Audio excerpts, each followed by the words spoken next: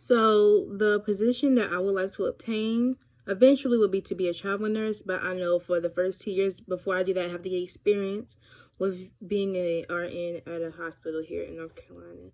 And the salary of a regular RN in North Carolina is anywhere from $59,000 to $89,000 per year. And the salary of a travel nurse in North Carolina is about $74,285 per year. And the responsibilities of a travel nurse depends on what it depends on what type of nurse that you are, because there are different sections in a hospital.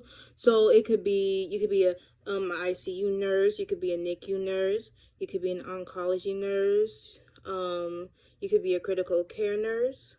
So there's different types of nurses that you could be, and those all have different responsibilities. So like a NICU nurse would be responsible for taking care of newborns.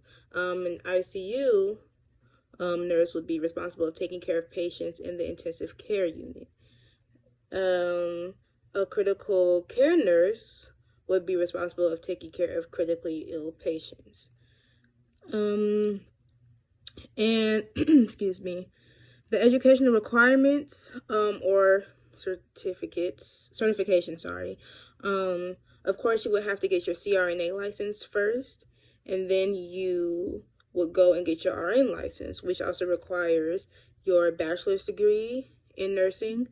And you could go back and get your master's if you like, because a lot of agencies who do travel, who schedule and recruit travel nurses like to see that you have a master's degree instead of a bachelor's degree.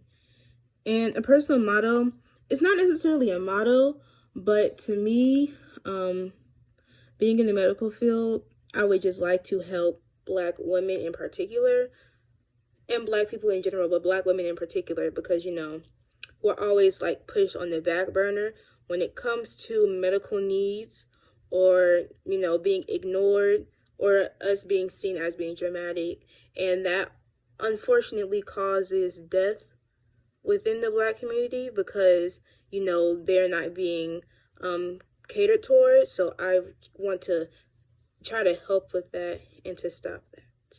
Thanks for listening to my video.